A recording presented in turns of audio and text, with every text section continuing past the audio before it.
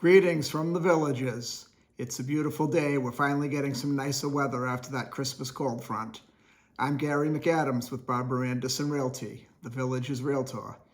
If you enjoy this video, please click the thumbs up button below and let me know you liked it. If you want to see more videos on the Village's real estate market and life in the villages in general, click the subscribe button down below. I post a video every couple of days. Today I want to talk about the amenity fee. There seems to be so much controversy and misunderstanding around the amenity fees and what people think is paid under it, what is truly paid under it, what's not paid under it.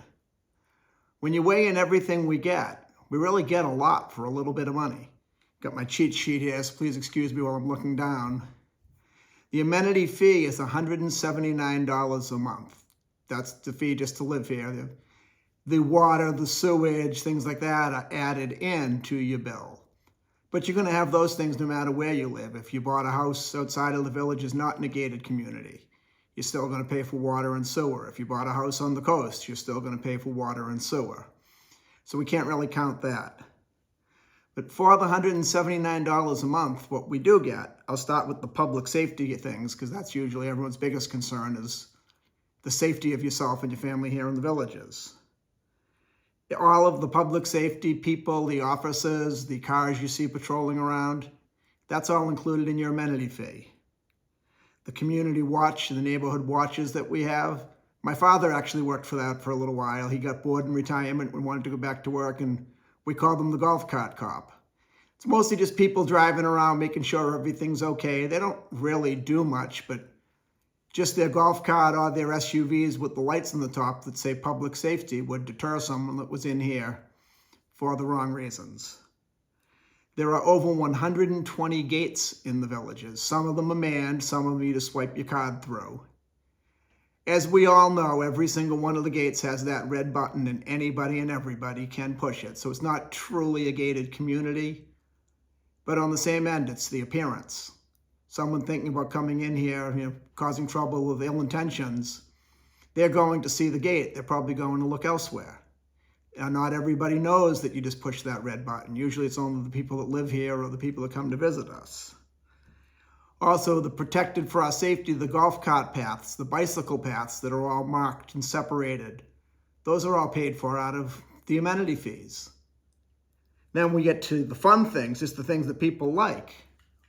Free golf. That's what Howard Schwartz founded the villages around and expanded it on. Free golf. We have access to over 40 golf courses completely free out of our amenity fees. If you were to join a country club with just one golf course, you'd probably pay several $1,000s a year for that, and our amenity fee is about $2,000 a year when you figure out the $179 times 12. There's 47 tennis court areas and pickleball court areas. Each one has an average of 3 courts per area. That's included in the amenity fee. There's 89 pools throughout the villages that are open to all of us. 3 of them have hot tubs. Again, included right in the amenity fee. There are 102 recreation centers throughout all of the villages. Pretty well every village has their own rec center. Some of them even have 2 and 3 rec centers. I really enjoy going over to the Eisenhower Rec Center and learning the history about President Eisenhower and his military career and seeing the medals and all those. There's no fee for that. That's paid out of my amenity fees. There are 7 dog parks and dog walk areas throughout the villages. All paid for also out of the amenity fee. We have 13 different bocce ball courts. Each court probably has 8 or 9, I'm not sure if they call them lanes, but so about 8 or 9 people could be playing at the same time. 4 billiard halls. 4 of our rec centers have old-fashioned billiard halls like the pool hall. If we went to one of those in a public area, you'd probably pay about 10 to $12 an hour just to shoot pool. Do it for free here. There's 3 aerobics studios. Most of the classes are volunteer taught, but there's always somebody there. If you were to sign up for private aerobics, you'd probably pay $50, $60 an hour. There's 16 stocked freshwater fishing ponds throughout the villages where you can go fish. There's 17 horseshoe pits in the villages if you want afternoon entertainment. I know I lived in Key West for many years, and playing horseshoes, drinking beer was a common entertainment in Key West. You get it all for free here. Well, you have to buy your beer, but you have the horseshoe pits. 32 of the rec centers have arts and crafts rooms where you can go and the groups meet. They'll do their crafts. They'll have a good time out of it. Make an afternoon out of it. There's various classes taught completely free at 6 of our rec centers. Some of the classes do have a fee, but there's probably about 50 or 60 classes that are completely free, other than the amenity fee paying for it. 14 of the rec centers have card rooms. There's card leagues of people that come by and have a card game, enjoy themselves. 17 of the rec centers have movie theaters or movie rooms where they'll have scheduled nightly movies. Then if we just get to the infrastructure items, the things that every city or any municipal area at all needs in order to function, the landscaping, the flowers, all those beautiful flowers we see in the medians and see in the roundabouts, all the nice flowers coming in the entrance around the signs, all of them around the golf course. That's all paid for. We don't pay for that separately. That's taken out of our amenity fee. Maintenance down at the town squares. You probably have a couple 100,000 people a month go through those town squares. Things wear out, things break, things need maintenance. The trash needs to be dumped. Not everybody, when they're drinking, takes their empty beer can or wine cup to a trash can and they just throw it on the ground. They flick their cigarettes on the ground. Someone comes by to pick that up. Who's paying them? Our amenity fee. All the town squares have a bunch of chairs to sit and listen to the music for when you're not dancing, you just want to sit down and enjoy the music. Someone has to pay for those chairs, maintain those chairs. I'm sure they break from time to time. They're pretty rugged, solid chairs, but when you have thousands of people sitting in them every week, you're going to have to replace one every now and again. Maintenance of all the roundabouts. Granted, most of the problems in the roundabouts are traffic accidents caused by people that don't really drive all that well. But you're in a retirement community. Along with old age comes people that don't drive all that well. It's just part of living here.